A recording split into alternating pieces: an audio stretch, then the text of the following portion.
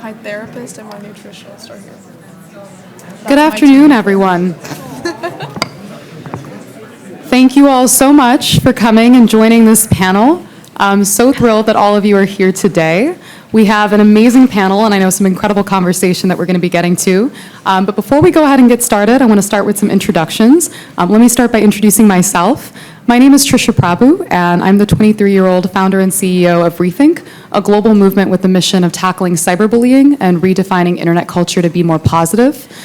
My work started nearly a decade ago, if you can believe it, growing up in the suburbs of Chicago, seeing cyber harassment as an issue that was affecting so many youth, and feeling frustrated by the lack of youth perspective and youth voice in solution creation around this issue, and also feeling frustrated with the fact that a lot of solutions at the time were very reactive, right, trying to address cyberbullying after it happened. I wanted to see if there was a way to address cyberbullying at the root, so I launched ReThink, which is an initiative that encourages youth to pause and rethink before they say something offensive. We do that through technology. We also have educational resources and advocacy work that we do to just encourage youth to be a little bit more intentional when they communicate with each other online. So that's me, and we have an amazing star-studded panel. I'm going to let each of them introduce themselves. Do you want to get started first? Yes, of course. Hi, everyone. My name is Zhamilya. I am a junior at Wolsey College studying anthropology and data science, and it's kind of my passion to connect two fields that at first seem to be so different, but really have a lot in common, and they need each other. So I grew up in Kazakhstan. I live in New York now and go to school in Boston. And also when I started college, I've realized that there are a lot of privacy issues that are very specific to Gen Z. And so I got together some of my friends who have privacy as their value, and we created a collective to address privacy issues from different fields. So all of us are studying either computer science, political science, English, medical anthropology. It doesn't matter. We just kind of come together to explore this value. I've also have experience interning at Meta, so I have understanding of the industry. And then also I worked at a think tank called Berkman Klein Center for Internet Society, also focusing on children's rights. And yeah, so I think I combined some of those fields together, and I would love to share my experience. Hi, everyone. I'm Pride David. I am a senior media communications major at the Buffalo Academy for Visual and Performing Arts in Buffalo, New York. And I am also a teen fact checker for MediaWise, and I make YouTube and TikTok content debunking fake news online and teach others how to do it too. Hi, my name is Colette Gregg. I'm a 10th grader at School Without Walls here in DC. And some of my work this summer, I worked at the Attorney General's office, where we created policy recommendations surrounding youth and mental health on social media.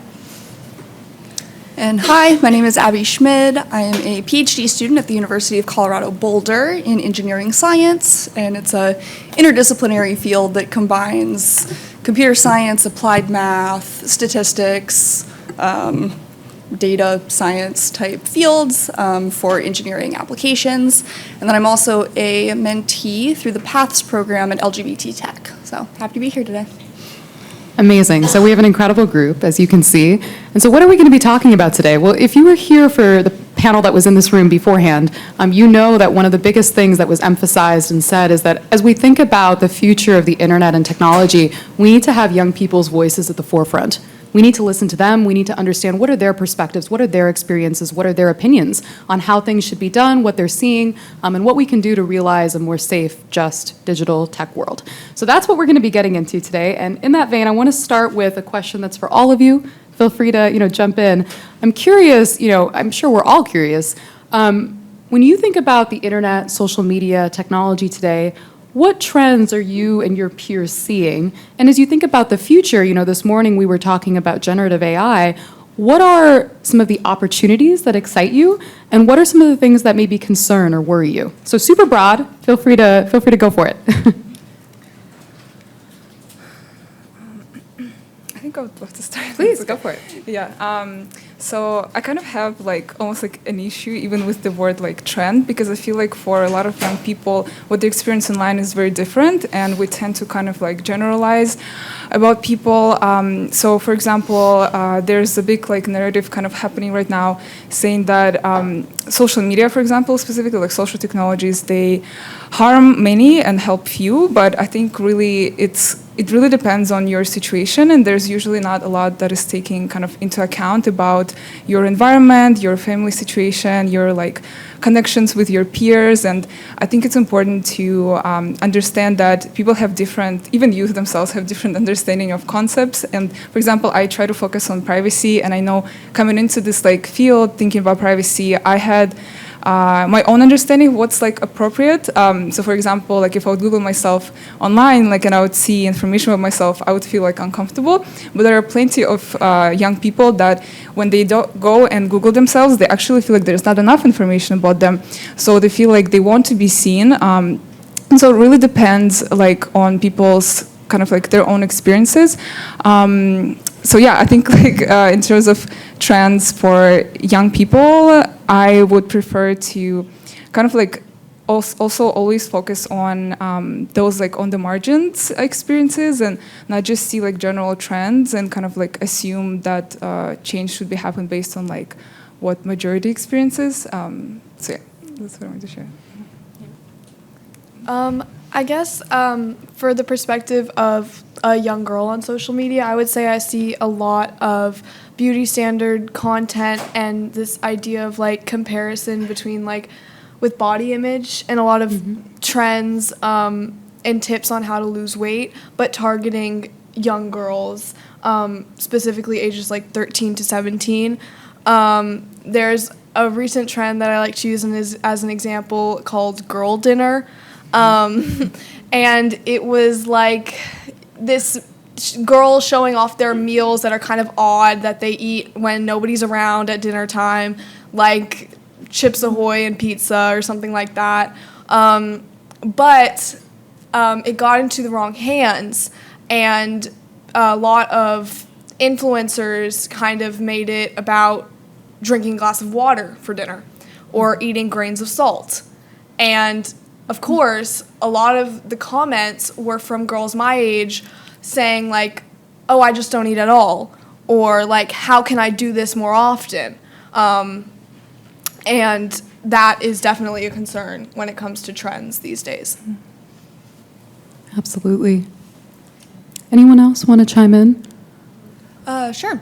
My experience with kind of online platforms and seeing the evolution of technology is, when I was growing up, when I was in middle school, right, it was kind of the beginning of people getting Facebook accounts, and it was, you're going to take all of the photos that you've taken over an entire weekend and post them all with, a caption, and then just move on. And now these are all coming up on my Facebook memories, and it's hard to see.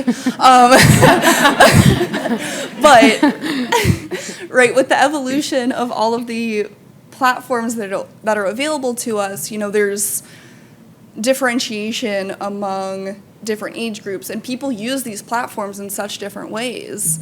And being able to have choices about which ones we use and how we use them is really important for your individual online experience and how you connect with your friends and your family and your peers and other people all around the world. And they can be incredible tools for learning, but there's also such an evolution happening with the technology all the time. And so, being able to think critically is one of those things that I think is important for youth in online spaces, and being able to choose and say, I don't like to use this platform, so I won't, even if all my friends are using it, and I can connect with them in different ways, and being able to make those choices for yourself. And so I think that's something that excites me about this evolution of these platforms, but also can take some, critical thought about how you approach it. Certainly. And I'll go. Yeah, go ahead. So I'm a senior, and a lot of my friends and me are going and applying to colleges or starting to enter the workforce. And something that has been on our minds a lot is digital footprints. Because a lot of the times they don't really tell you what to post or what not to post, per se. And then that comes back to you when you're older because everything is online now. So whatever you do, there's a footprint for it. And it's so important to make sure that your digital footprint is really good. And it can be really hard for people to have bad digital footprints before they're even an adult. Such a great point. So many interesting points, and I think so many points that intersect, right? This fact that absolutely the digital experience is not monolithic, right? And it's important to acknowledge, certain groups, young girls, for instance, might be experiencing harms, in ways other people are not. So I thought that was a great point, and, understanding that nuance is so important. And at the same time, there might be things that, a lot of us are scratching our heads about, right? Like digital footprint. So holding both those ideas in our head, I think, is something that's really important. To keep the conversation going, Colette, I want to go to you first on this, but I know a lot of you, might want to chime in. I know you have lots of thoughts, but I'm curious. A key issue right now, in the tech internet world is policy, and there are a lot of panels happening today on policy. Everyone's scratching their head about it. I'm curious, from a youth perspective, and I know you've done, some work in this space. What would you tell policymakers? They need to know, as they're things that they need to consider as they're developing regulation or legislation for this space? Sure. So, like I said, this summer I worked for the Attorney General, and we constructed policy recommendations with a group of youth from all across DC. We used the Utah legislation, which demanded parental consent for kids to have social media presence, which is under 18, and also from signing on between 10:30 p.m. and 6:30 a.m., just to ensure that they got a good night's sleep. We also used the European Union's Digital Services Act, which basically requires companies to remove all illicit or harmful content because they're actually at risk of fines from the government. And finally, we use the Pinterest ban of all weight loss content, where they prohibit all advertisements and imagery content with weight loss. So some of the policies that I would recommend include an age restriction for all youth under the age of 16.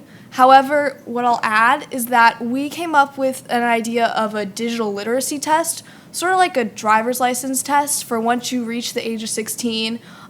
You could do this online and get a social media pin so that you were ensured to have knowledge of the platform and how to conduct yourself on the platform safely. And then once you get this code, you would have free reign on this platform, but in hopes that you would be a little more educated and safer. Second, I would say banning personalized feeds, because personalized feeds are content influenced by previous searches, like when you comment on videos or who you follow or who you like. For youth users, we see like a million versions of the same content because of one like. And for a lot of young girls, like I said previously, this is weight loss content that could be explicit or implicit because a lot of the content on social media by influencers promotes a certain body image standard or beauty standard.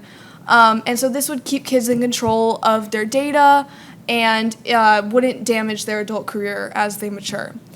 And then finally, I'll say a time limit, as I stated previously in Utah. I would say for kids under the age of 16, like, instead of having a time limit for a time period during the day, have an hour that they get on social media. So on my personal device, I have an hour limit on my phone for how long I can spend on Instagram or TikTok. But this way, the government would ensure that, kids aren't spending all their time on social media and getting into this like endless cycle of, harmful content. But yeah. Thank you for that. Very fascinating. Anyone else have any food for thought on this? I think I'd love to. Sure, yeah, please. So I think I really feel for like legislators right now because like even researchers themselves, like when they study like the effect of social media or platforms on youth, like they don't agree themselves. And what I've learned being at Berkman and like talking to a lot of lawyers is that and researchers who specifically like focus on social media mental health, they find that there's still not yet kind of like a decision of whether it's really the kind of the cause for mental health like struggles that people have, and more like for majority of people, social media is kind of like a net neutral way of like spending your time, and there's like a tiny proportion for whom it's like really problematic and not a great use of time, and for another small proportion it's actually a great alternative like to your circumstances. And I think like the way that legislation talks about like young people right now, it's a lot about like monitoring their actions or like giving more access to parents to decide on behalf of their children or the platforms, which I feel like cannot be kind of like applied to every single case, because not everyone actually has like two parents or they have a place at home that is safe for them. So for a lot of people, kind of like removing access can lead to very detrimental effects. So I think like I would love to focus on maybe even regulating the adults' use of tech more than like young people's, because like they're also a big example to us. And I think like me seeing like how my parents use their technology affects me even more than like kind of my own understanding of how I should be doing it. And like I personally, I feel like I'm a little cautious about like age restrictions and kind of like parental surveillance. And I'm more interested in kind of like overall regulations and maybe things that are also for you there when you're over 18. So like right now the legislation seems like to be protecting me while like I'm young, but then if I turn 18 I lose all those rights, which is kind of like interesting to me. I think like I would personally want, I feel like more privacy by default for everybody, so that like when I grow up, like I also still keep using technology in like a healthy, safe way. Yeah, and I think like more kind of universal rights for data use instead of like data collection, because I'm noticing also that data collection is kind of almost not really stopping anytime soon, and it's only growing. And I think like to say that, oh, we need privacy, so we need to like shut it down, it doesn't seem like that would be ever the case anytime soon. So I think it's more important to like focus on data use and to understand that if you're a young person and like you're 14 and you're doing some nonsense on social media, it shouldn't affect your decision whether you go to school or get a job or get insurance. I think like understanding privacy from that standpoint, as in like childhood is a place for making mistakes and learning and growing from those mistakes, and we shouldn't be judged on what we do online like when we're young. So I think like it's more about how that information that we leave behind is going to be used against us in the future, and kind of like regulating the data use instead of like regulating us or like younger people who like they'll keep making mistakes. And I think it's like important to understand that it's like a valuable time for them for their like identity formation. They find out who their friends, who are not their friends. They engage in like different conflicts, and that's all necessary as in real life, like in this physical world, as in like the online world. So I think maybe like that perspective too could be considered. Mm-hmm. Yeah, it's a very complex issue, and a couple things that stand out to me is just thinking about too. There's policy change from the law. There's also design change to technologies, right? And those are both sometimes they can complement each other. Sometimes they're distinct, right? So navigating that, and then I think one thing that stands out to me clearly again is this theme of technology affects different people differently, and so we have to think about how we can protect, as you said, people on the margins, right, and vulnerable groups. What does it look like to protect them? And at the same time, how do we preserve, the positives that we all get by using technology, for sure. So basically, it's hard. Not that we didn't already know that. Wonderful. So I want to come back to you now, Zhamilya. I'm curious. Several of you mentioned that you have advice for parents and guardians. So please feel free to chime in. But I want to start with you. I'm sure there are a lot of parents in the audience, and I think generally folks are always curious to hear, what young people would say to parents as they think about supporting youth through this new era that we're living in, this new digital era. So I'm curious, what advice do you have for parents? And then also curious, anyone else on the panel, your advice for parents and guardians? Yeah, so I actually volunteered for this one content creator. Her name is Saiba Farida. I really recommend her on Instagram and like all platforms. And also I got to talk to Elizabeth Milovidov, who is also like a digital parenting content creator. online, and they both come from like different fields. Like Frida, she comes from like cybersecurity field, so she teaches parents how to like protect their kids online. And Elizabeth, she was a lawyer and like a law professor, so she had like a different perspective. So kind of like learning from both of them, I realized that at the core of like trying to figure out how to help your kid has nothing to do with technology really, and all with like how you communicate with your kids and whether you can create like a safe space for them to tell you how they truly feel. Because at this point, it's very hard for parents to like truly monitor their parents or their kids like behavior online, because now they like jump from one platform to another. They have conversations that are starting in the comment sections, grow into like Instagram story that's gonna disappear tomorrow, and then end up in like a group chat. So it's like very hard for parents to truly like monitor their like kids' experiences online, compared to like 10 years ago when my mom could have just looked up my conversation on Facebook and knew right away what's going on, and she could do something about it. But now, again, also talking about my mom, like she realized that with my younger sister, it's like impossible to try to track what she's doing. So she had to kind of like even look back at herself, whether she was able to provide for me like a space to like speak up. And she realized that it wasn't the case a lot of the time because it was that easy to kind of just check.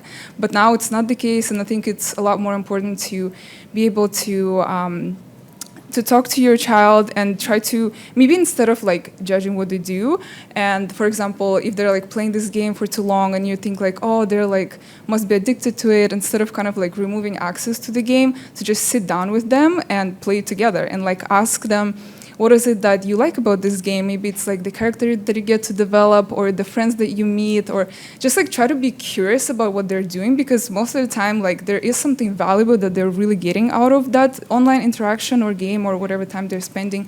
So I think it's important to like really sit down with them and do it together. And then that's also a chance to kind of like teach them that, for example, if they're looking at a game and you see an ad pop up from that game asking them, oh, you should like buy these like crystals like to use for your character, and you can kind of like tell your kid, oh, do you see like this ad that's popping up while you're playing? Isn't this like interesting that they're kind of maybe like trying to get you to buy it, and kind of like teach your kid how to notice those like patterns online that make them make decisions like to buy something, or maybe it's like a little bit more addicting features that you notice together. So I think it's a really cool idea that I found, to really like co-browse the internet or like play together to really understand what it is that your child is getting out of the time, because you can find ways to maybe engage them in like physical world in the same way that they're like engaging online. And also I really understand that parents struggle because their parental instincts don't work online the same way that it's like in real life. Like if we're walking down the street and we see a red light, and immediately a parent would usually tell their kid, oh, you see it's red, so let's not like cross the street yet. But the same thing online doesn't happen, because parents also don't understand how the internet works even.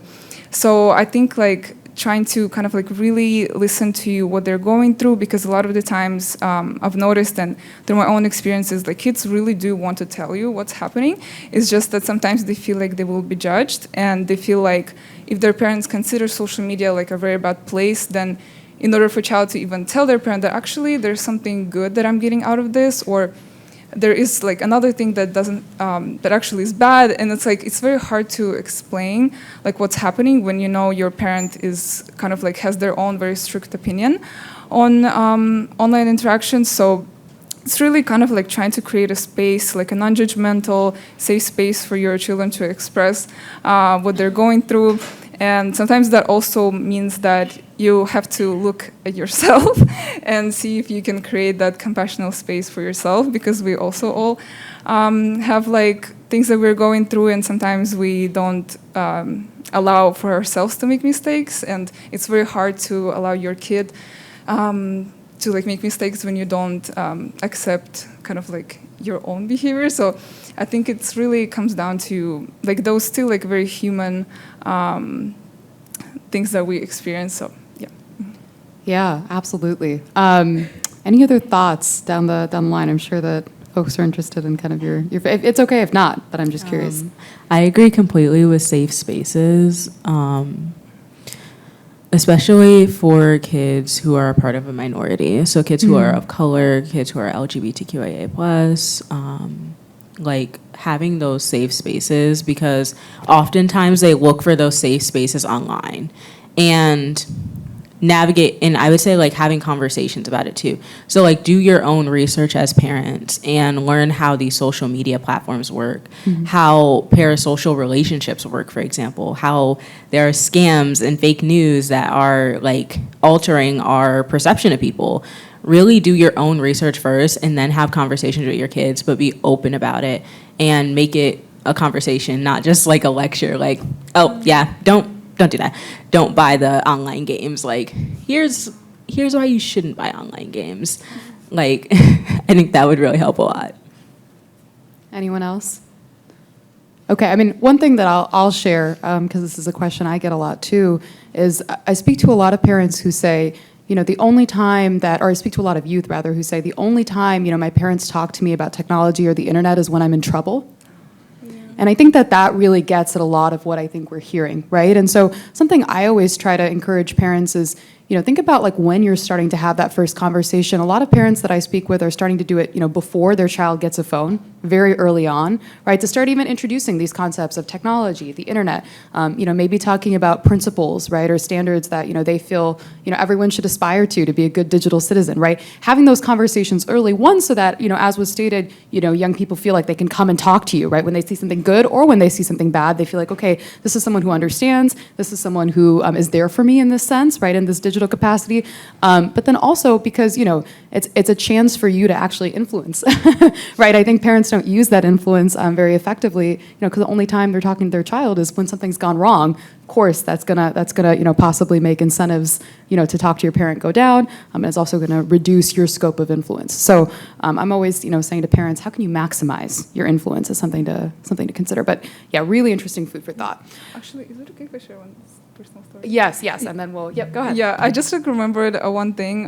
So when I was about 14, I used to spend a lot of my time in my room, and that's when I kind of like got my one of my first smartphones. And I remember my parents noticed that I would be like spending more time alone, and like a lot of times it could be me just like reading a book, or sometimes I'm like engaging in online communities. And I remember that year as being like one of my happiest times in childhood, just because I had that like personal space for myself. And I did get to kind of like hang out with my friends during school time, but on the weekends I preferred to be like by myself, because I feel like that's what felt right to me. But because my parents thought that me being on my phone is like me lacking connections, they actually sent me to a boarding school. And that like really kind of like traumatized me, because they didn't understand that what I was going through was just as real as like the physical interactions that I was having in school. So I think for kids, it's just like very blurred what is happening like in your physical world versus digital. A lot of the times, like what is digital is just as real as what is physical. And so I think that's also very important to understand, instead of like making assumptions that, oh, well, she's spending a little bit more time on her phone. It means like, oh, her like probably in-person interactions are lacking, but at the same, actually like it might be in reverse. So I think like, yeah, it's important to just like not make assumptions also. So yeah. Absolutely. So Abby, I want to go to you next. So I know that you've spoken about and are really passionate about kind of sharing, you know, a little bit about your experience as a queer person online. I'm curious if you can talk about that, and I know, you know, in particular, maybe highlight how the internet can be, you know, a positive space, you know, for queer people, but also, you know, where maybe, you know, the LGBTQ plus population might need support in relation to their digital experiences. Yeah, for sure.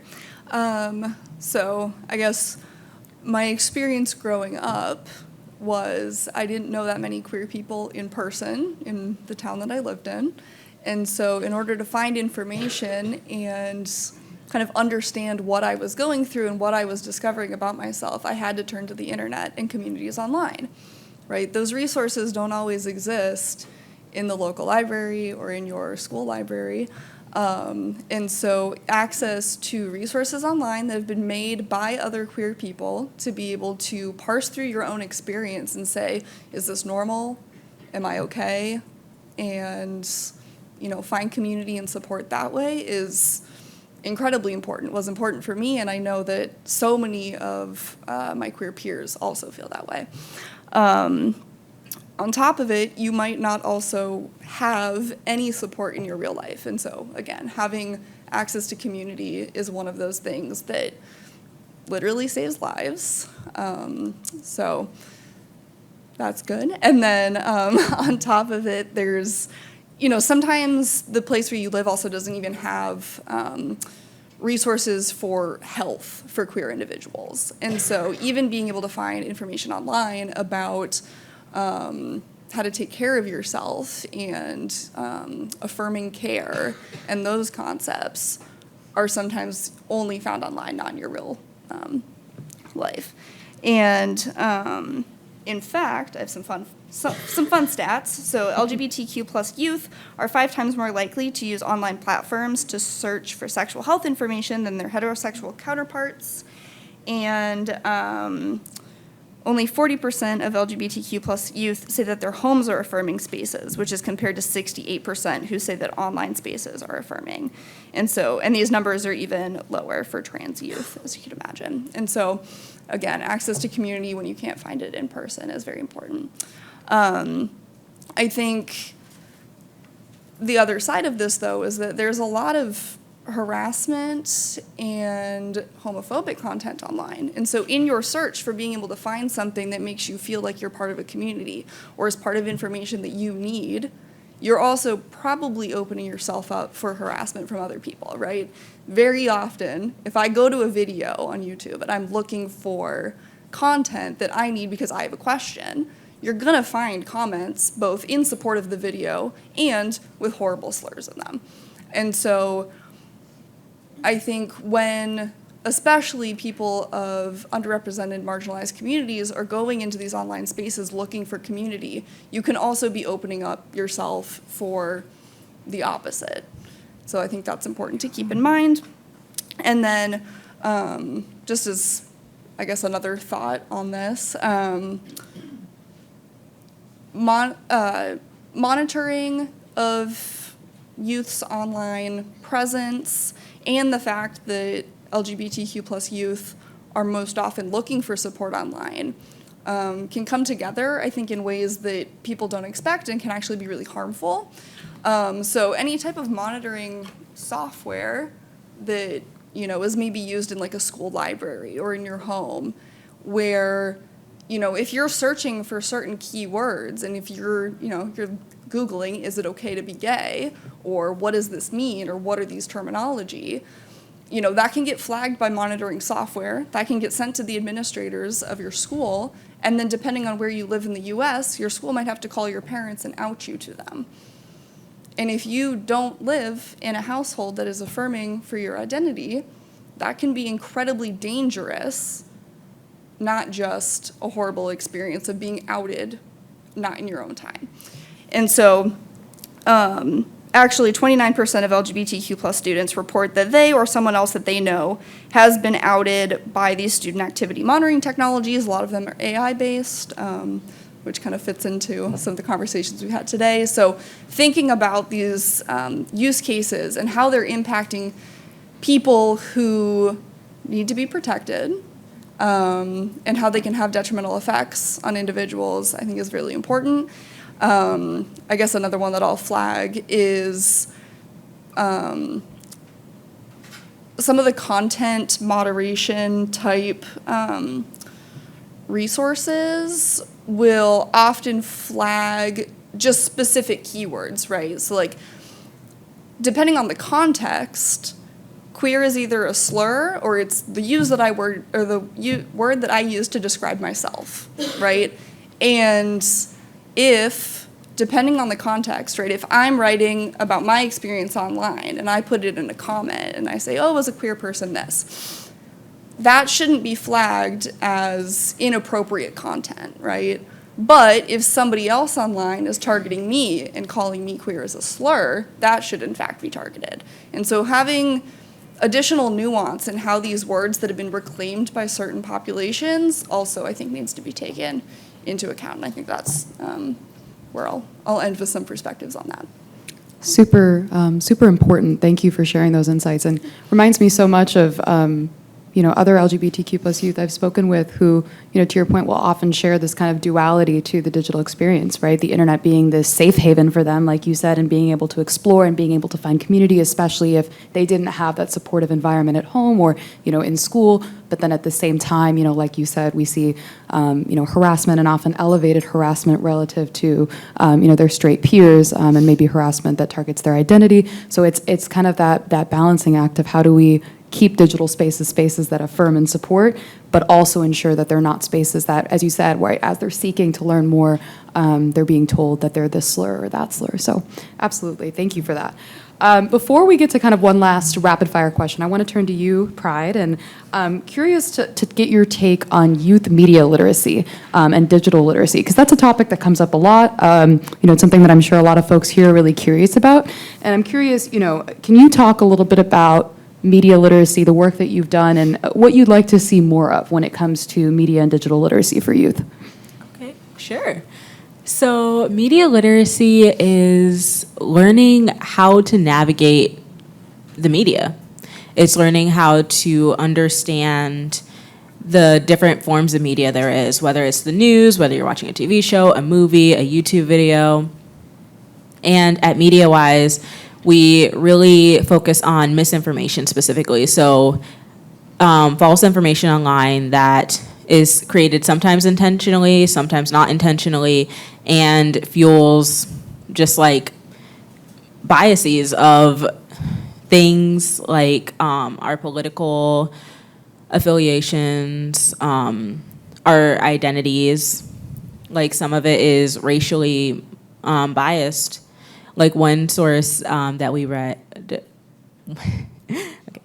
one source that we read was the West Cook News, and that claimed that students would be graded on a test based on their race, and that was just not true. And it was politically biased and was disinformation and was meant to fuel another political party. And I feel like misinformation is just such a big topic to talk about for youth because it's literally everywhere, and it's every day that we're seeing this. And I know for youth who don't live in such diverse areas too, it can often impact their perception of what they think about their peers. And like, what they think about like people of color, if they're white, or if they're straight, what they think about gay people. It can often really fuel a lot of like racism and homophobia sometimes, and it's really important that we have media literacy to shine truth in what that looks like. Yeah, absolutely. I'm always struck by, when I was growing up, we had in health class conversations about, substance abuse, about, whatever it was. But, we had conversations about, how to conduct ourselves appropriately in person. But, we never, and I'm 23 now, so I'm a little bit older on the Gen Z spectrum, but we never had conversations about navigating the digital world. So it is kind of an interesting question of, what kind of education do we owe to young people as we give them, a device that has a lot of power? What does it mean to set them up to be, a digital citizen that actually knows, right, how to use that in a way that's, consistent with their values and what they want? Absolutely. So before we go, we're going to go to Q&A in a minute or two. So start thinking about your questions, and we'll have a mic going around. And I'm sure there are a lot of questions on the floor, so I want to leave time for that. But I want to end with a quick rapid fire for all of you. So all of you very clearly have, a strong sense of, what online safety means to you and how to achieve it for yourself. And you're doing amazing work, really in a range of different spaces. And so I think it was interesting for me to just hear about all the different issues we covered and different perspectives. I'm curious, what advice would you give to young people? We talked about advice for everyone else, but what advice would you give to your fellow young people as it relates to, realizing a safer online world? Start with you and go down. So I think what I found valuable for myself is to just like stay curious, and especially when it comes to like digital safety. For example, when I first got my laptop, like the default is like the Explorer, and then or like Safari, and then you go and it's like Google that you search through. And I think what helped me is just to see if there are any other alternatives and like just trying them for fun. So now like I pretty much switched to like Firefox if I'm getting like a new laptop or on my phone, which through kind of like doing that switch and realizing like what the differences are and like why that's more safer, I became like more educated about different options. And then the same thing for like browsing. There's like DuckDuckGo or Brave that supposedly do not collect your information. So I think it's kind of like just staying curious and trying things and not just like falling for like the status quo. But otherwise, like I think it's not really like our fault if we don't have like all those privacy settings on, because like there's not enough education online about what technologies provide, and then we come in with like using technology with already like a set of expectations for both like what the platforms provide, but then also the settings, like the privacy settings. I think most people use them and they don't realize that what they expect is actually not the reality. So I think starting early, like in schools, educating about what the technologies actually do provide and like what kind of rights do you have on them. I think it's very important. But otherwise, like for now, as everyone is just trying to solve these issues, I think it's just important to just stay curious. Yeah. Love that. Good reminder. Pride? Yeah, I feel the same way. I feel like if you're able to ask questions and stay curious, for sure. Love that. Colette, what about you? What advice do you have for your fellow young people? I have a very specific one. Yeah. But something that like I have started to do since my personal experience with social media and eating disorder algorithms is always to filter the algorithm. So on TikTok, Instagram, and Pinterest, there's a not interested button that a lot of my friends don't know about, and that I've started like telling them about because it's helped me so much.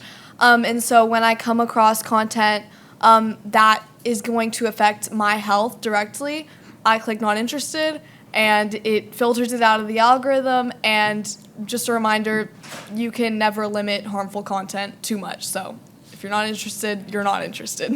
Love that. What a great, powerful reminder. And yeah, I don't think a lot of people even know that there is a not interested button or they can use it. So thank you for that. Yeah, I totally agree with all the advice so far. I guess kind of in the same vein, in terms of curating your online experience, if anyone's making you uncomfortable, block them. If there's content you don't want to see, don't look at it, block it. And always be thinking about how it's making you feel, right? If you're passively seeing content and it doesn't make you feel good, take that into account, get it off your feed. I think that's something that I've implemented for myself and has made a huge difference in how I engage with people online and, feel about it in the meantime. So, yeah. Yeah, I love this. I feel like the through line here is just how can you as a young person have more agency, right, in your digital experience? What does it look like for you? Whether it's being curious, asking questions, right? Using the tools that are out there to create the digital experience you want, and possibly also maybe asking for more tools to do that. So love that. Awesome. Okay, so we have a good chunk of time for questions. Are there questions? I see a hand right here in the front, and we have the mic coming around. First, thank you so much for being here and speaking with us. At lunch, I was having a conversation with someone, and we had a sense that I would love to hear if we're on track or not, that young people are moving from platforms that are very broad and where, the 1,000 Facebook friends, and that, to much more niche and focused and where you have more control over who you're interacting with. Does that make sense? Thoughts? Anyone? Go ahead. Yeah. I'm not sure. I would say there are the broad platforms that I feel like all of us have, which would be Instagram, TikTok, Snapchat, Pinterest. Niche, I can't speak for myself personally or my friends actually, but if somebody else has any ideas. I can see it being like niche if you're looking for like a certain kind of content, because you're going to follow people who likely make that kind of content. That is a really good question. Yeah. I mean, I will say I think I have seen an uptick in like the number of people using Be Real, and the number of people that you interact with on that app is smaller. I don't know if I've seen like everyone I know adopting that one personally, but I think there's, I mean, I even use Strava sometimes as like kind of like a very specific, I only share this type of information with 4 people kind of thing. And I think that's my version of that. But I would assume that, or at least in my experience, like I'm using a variety of things that target lots of different sizes of communities. And I think that is probably similar for most people. Yeah, actually, if that's okay, I would love to add, because I think that's exactly what I'm experiencing right now, and a lot of my friends, because we're kind of, we've lost interest in social media, at least like I know in my circle, because right now, like what it looks like is a lot of platforms started to like look like each other, and I think a lot of it is driven by like trying to get as many users as possible, and then like the platforms started to kind of like lose their authenticity. And as we've noticed with young people, it's always like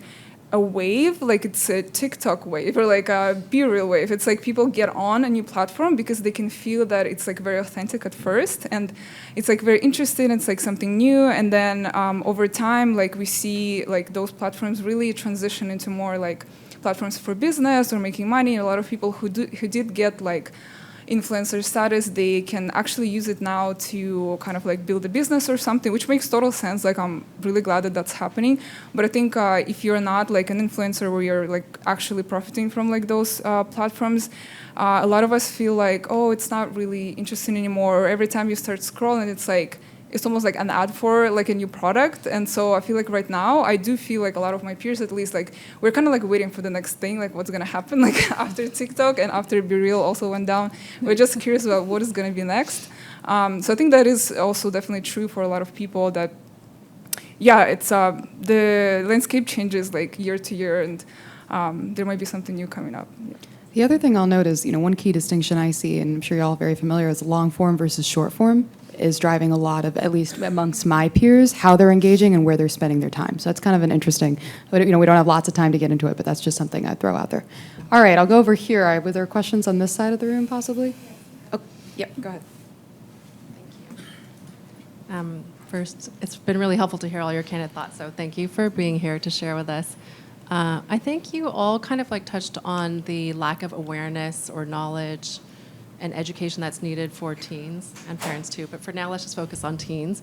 Same thing I heard in the previous session, where lots of different companies are building out tools or what we think are helpful educational content for teens to navigate. But I'm curious what you think is the best channel, vehicle, format, content to help teens learn what they really need to know about media literacy. I'll answer this one. I love this question. I thought you might have an opinion. Pride's like, this is my jam. Yeah. So at MediaWise, obviously, we talk about misinformation, and we do have a TikTok. So you guys should go check it out. I highly recommend. And we're also coming out with a new series on how to internet, actually, which is about this very thing. It's about how to help young teens navigate the internet and navigate online spaces. So like how to set up an email, how to fact check the information that they're seeing online, how to navigate social medias. So yeah, but I would say, in my opinion, TikTok has been the best platform, as I feel like a lot of people are on TikTok that are my age. So the videos are like 60 seconds. So 60 seconds, here's your little information of the day on how to do a keyword search, and you can go about your day.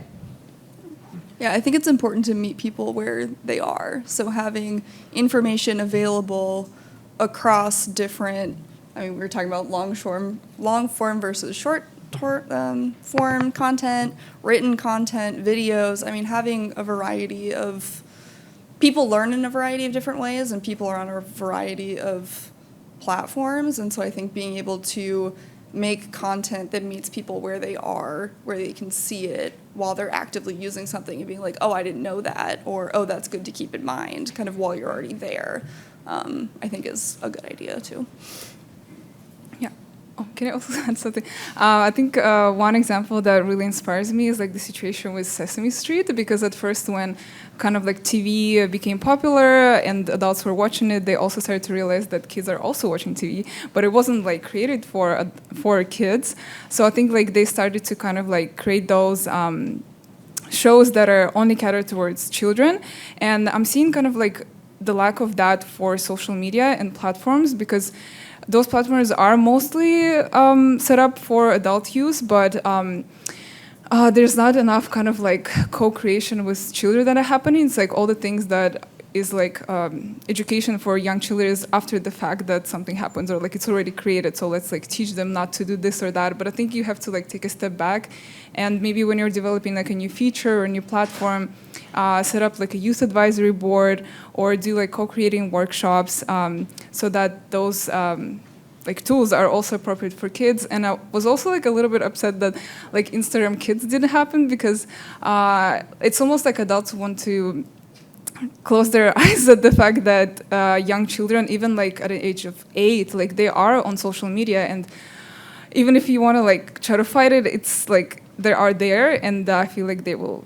stay. And so when we do have like alternatives like for YouTube, there's like YouTube Kids, like no one questioned that, oh, there's adult content on YouTube, so we shouldn't like show that to kids. So they created something like for kids.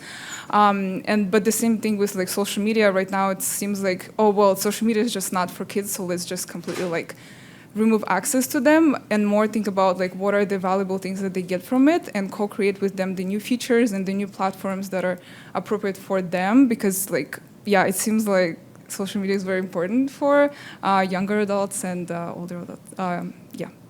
Yeah, absolutely. One other thing I'll note, and then we'll do one more question, because I know we could sit here, I mean, I could talk about this for hours, but one other quick thing I'll note is just to not assuming what youth do and don't know. So I do a lot of internet education work, and one thing that I've found to be really helpful is we have an anonymous form where we use anonymity in a different way, which is we allow youth to anonymously share with us the questions that they have about the internet and technology. And you learn a lot, because it turns out some of the things that we think they don't know, they feel more comfortable with, and some of the things that we didn't even think that they were wondering about, they're wondering about, right? So not assuming what they do and don't know, I think, is important, because obviously they're the experts on their digital experience and where they need help, right? So that I think is important too. All right, one more question. I'm so sorry. Wow, those hands went up in sync. Okay, thank you.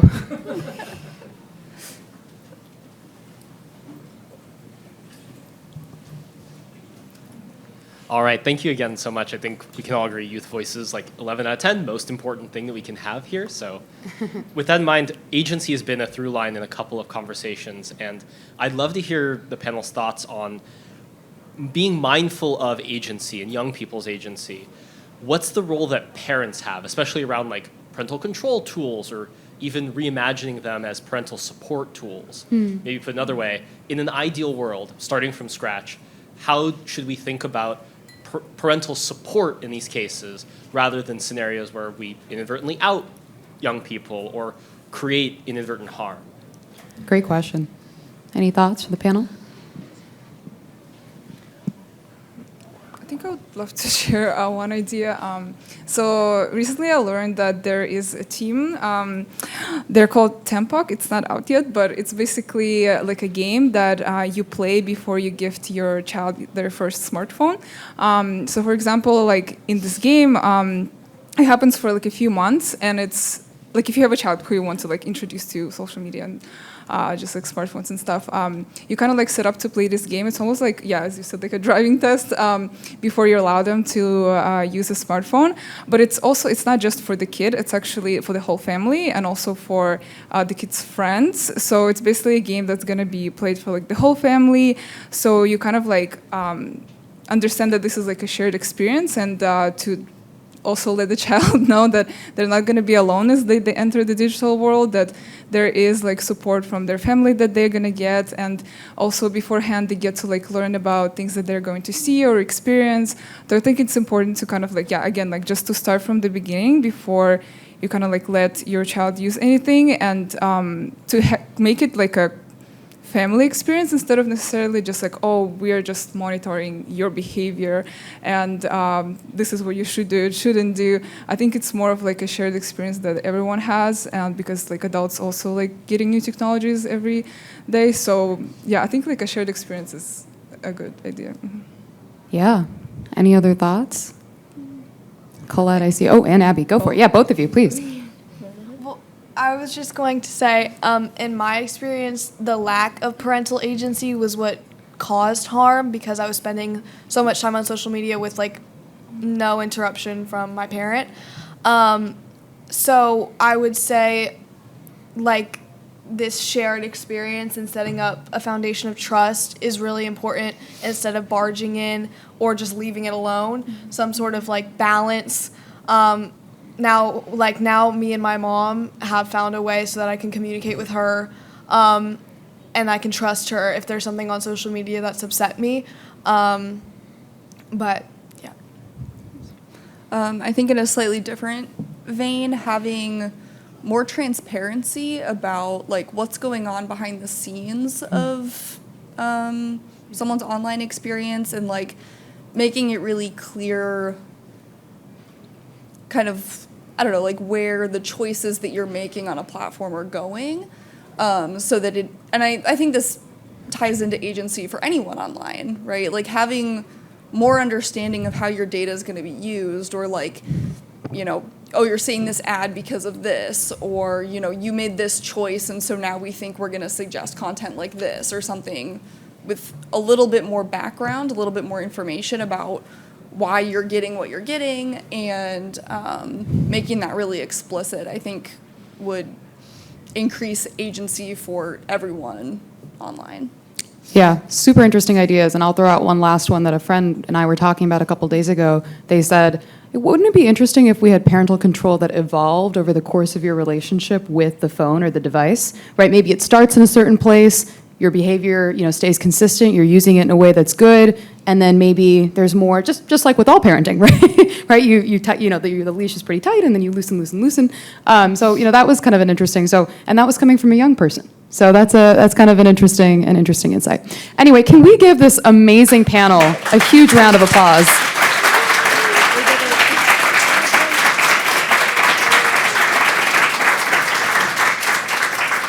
Thank you all so much for your incredible insights, and thank you all for your questions and attention. Thank you.